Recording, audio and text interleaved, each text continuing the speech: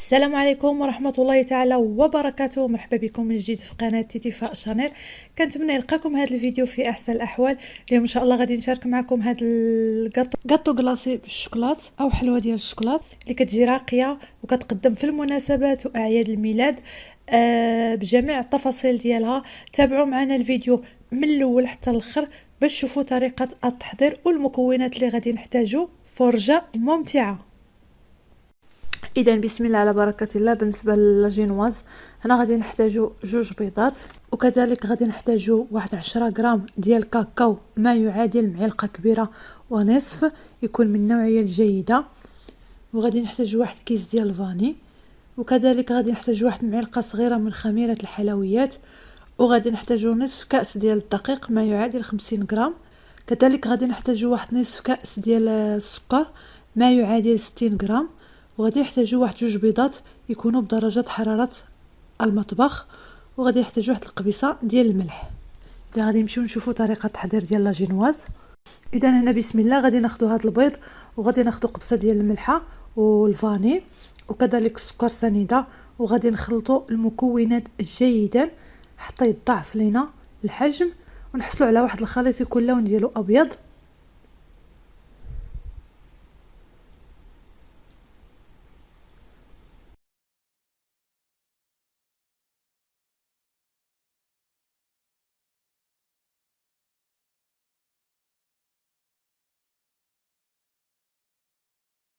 هانتوما بهذا الشكل هذا. من بعد هنا غادي نضيفوا النواشف، غادي نضيفوا الدقيق بشويه بشويه وكذلك الكاكاو، ومن بعد غادي نزيدوا خميره الحلويات، وغنبقاو نغربلو بشويه بشويه.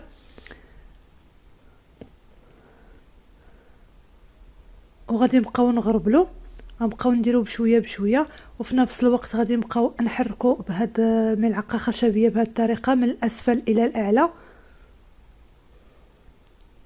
هانتوما بهاد الطريقه هذه باش تنجح معكم لاجينواز. ما كنضيفوش المكونات بدقه، وانما كنضيفو كما قلت لكم بشويه بشويه، ودائما مع التحريك من الاسفل الاعلى حتى تنسجم لينا المكونات.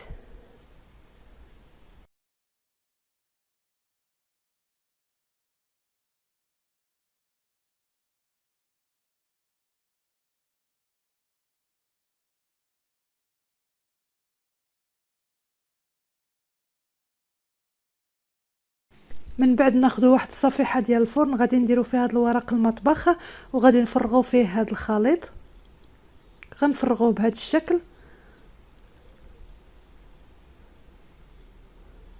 انا فرغته على شكل دائري وغنقادو.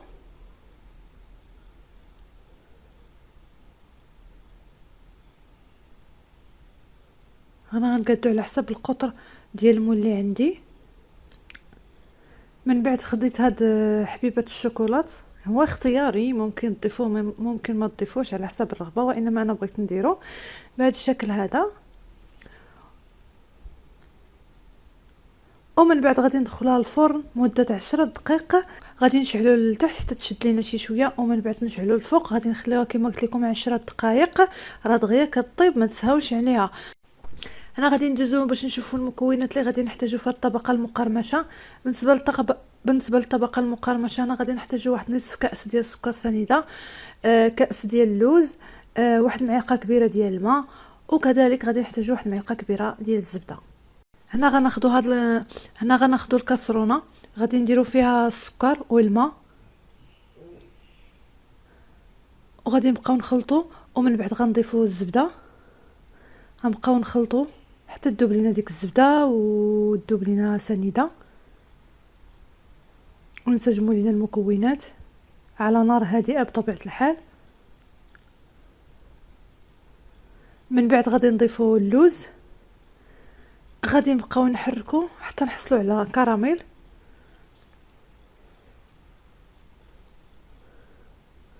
نبقاو نحركو جيدا باش ما يتحرقش لينا السكر.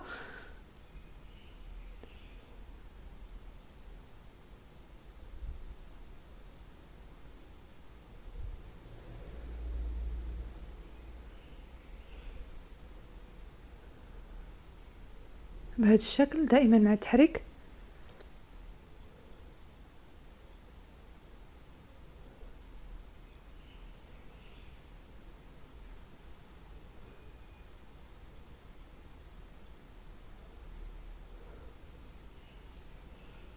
كما قلت لكم كنبقاو نحركوا حتى حتى كيتغلف لينا اللوز بالسكر وكنحصلوا على واحد اللون ذهبي بحال لون ديال الكراميل او كراميل.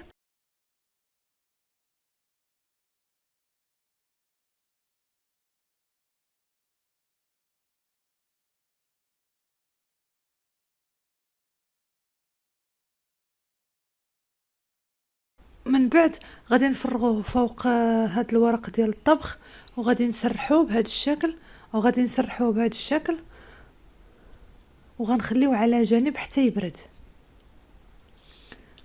هنا من بعد ما برد ليا بهذا الشكل هو كيكون الشكل ديالو.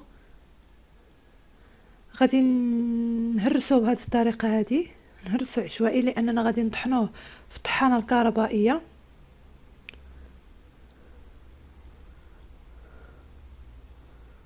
تقدروا تطحنوه في هذه الطحانه الكهربائيه او الهشوار.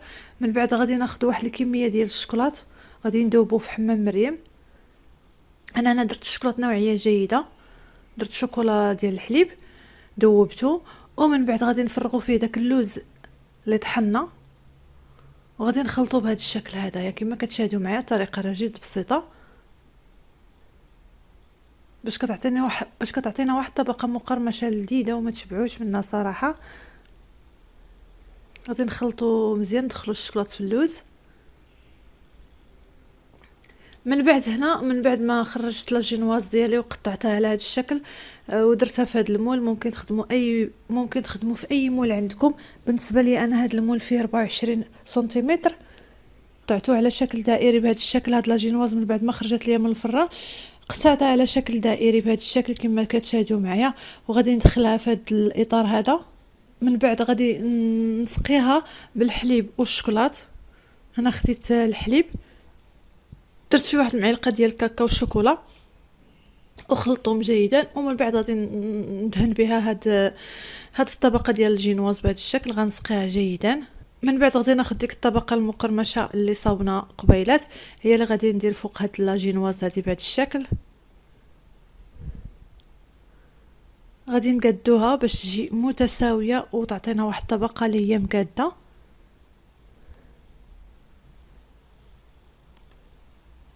انا من بعد ما قديتها غنخليوها على جانب وغادي نمشيو باش نحضروا لاموس الشوكولا. بالنسبه للمكونات ديال اللاموس غادي نحتاجوا 400 مليلتر ديال كريمه سائله، 200 غرام ديال الشوكولات تكون من النوعيه الجيده، وكذلك غادي نحتاجوا واحد 200 غرام ديال كريمه سائله، وواحد 4 الحبات ديال الجيلاتين او 4 الحبات الاوراق الجيلاتين.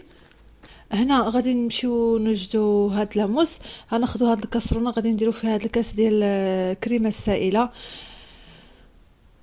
ومن بعد غادي نرقدوا هاد الاوراق ديال الجيلاتين في هاد الماء وغنخليوها على جانب. كما قلت لكم هنا خديت هاد الكريمه السائله سخنتها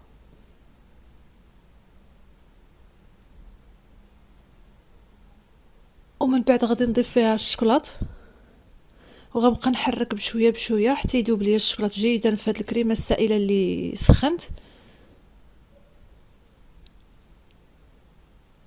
راه دغيا كيذوب الشوكولات الا كيكون من النوعيه الجيده، راه دغيا كيساعدكم حتى في الخدمه، كتكون الخدمه سهله.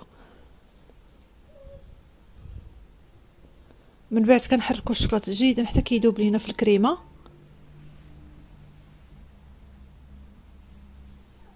من بعد غادي ناخذ دوك الاوراق الجيلاتين اللي رقدنا غادي نعصروهم جيدا من الماء وغادي نضيفوهم في هاد الكريمه مع الشوكولات وغنحركوا جيدا حتى تذوب لينا ديك الجيلاتين. هنا من بعد ما حركت الجيلاتين والشوكولات وذوبتهم جيدا مع التحريك غادي نمشيو مباشره باش نوجدوا الكريمه. هنا من بعد ما ذاب ليا الجيلاتين في الشوكولات غادي نخليوه على جانب وغنمشيو باش نخدموا هاد الكريمه. هنايا غادي ناخذوا الكريمه. هنا ضفت كاضافه ممكن تضيفوها ممكن ما تضيفوهاش، ضفت 2 معالق صغار ديال السكر كلاصي او بودره السكر. من بعد غادي نخدم الكريمه غنحاول نطلعها بالضراب الكهربائي حتى تشد ليا شويه في راسها.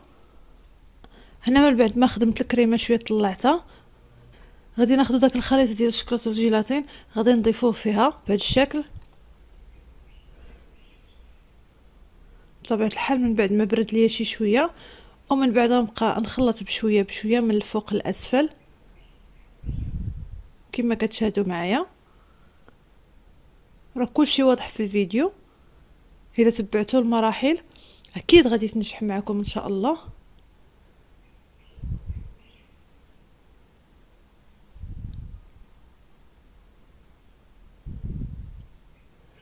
كنبقاو نخلطوا كما كتشاهدوا معايا حتى كيتبدل اللون ديال الكريمه. كنخلطوا بشويه بشويه من الاعلى للاسفل، ما كنستعملوش هنا الضراب الكهربائي، فقط كنخدموا بمعلقه خشبيه. من بعد غادي ناخذوا المول ديالنا، غادي نفرغوا فيه هاد لاموس وغنحاولوا نقادوها، كنفرغوها على ديك الطبقه المقرمشه.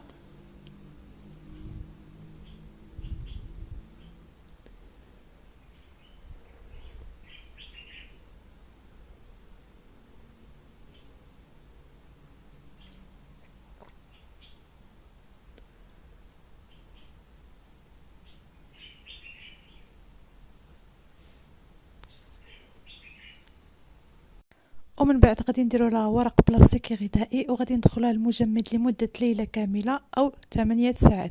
بالنسبه لي انا درتها ليله كامله. اذا هنا غادي نمشيو نشوفوا المكونات اللي غادي نحتاجو الكلاصاج باش غادي نغلفوا الحلوى. هنا غادي نحتاجو 200 غرام ديال السكر سنيده، 70 غرام من الماء يكون بدرجه حراره المطبخ، 70 غرام من الكاكاو المر.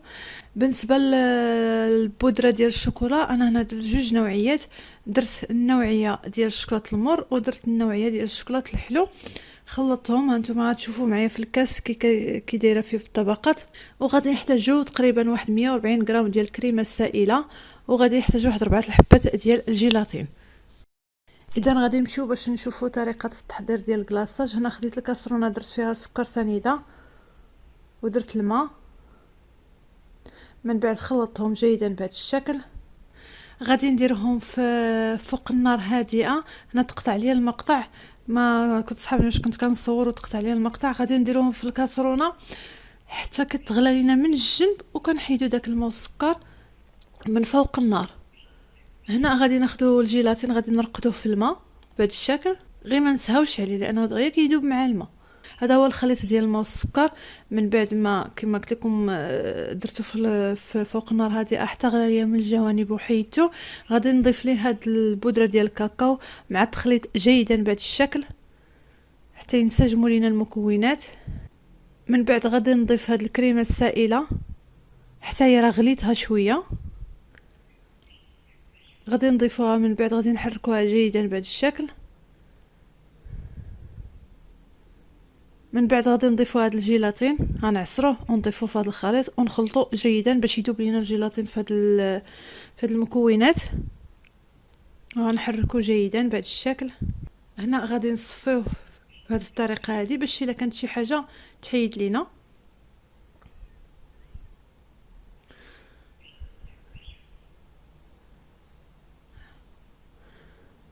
وغادي نخليوه على جانب. هنا هذا بالنسبه لي انا اليوم الثاني من بعد انا خليتها في المجمد ليله كامله. هنا خديت الحلوى ها هي بهذا الشكل، خرجتها من المجمد، ومن بعد غادي نديمو ليها. غنحيد هذا المول هذا راه دغيا كيتحيد.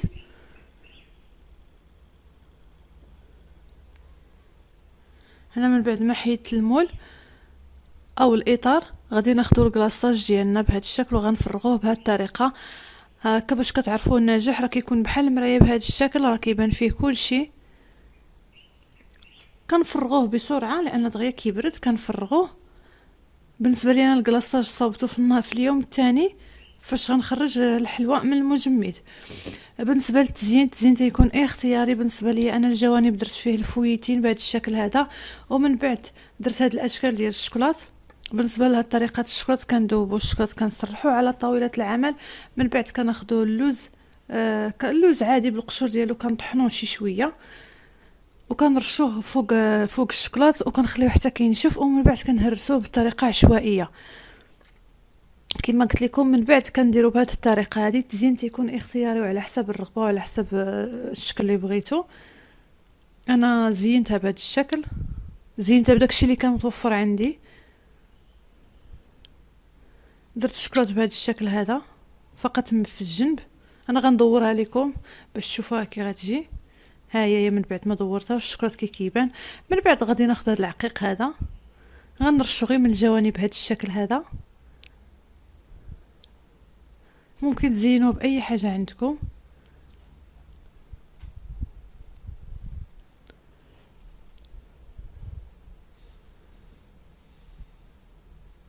ودرت لها شويه ديال الغبره ديال البريو باش كتعطي واحد اللمعه بهذا الشكل.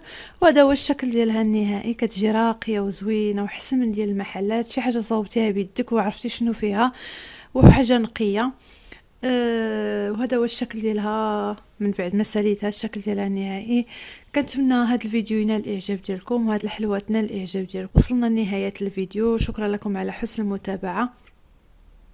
نتلاقاو ان شاء الله في فيديو اخر مع وصفه جديده. في امان الله.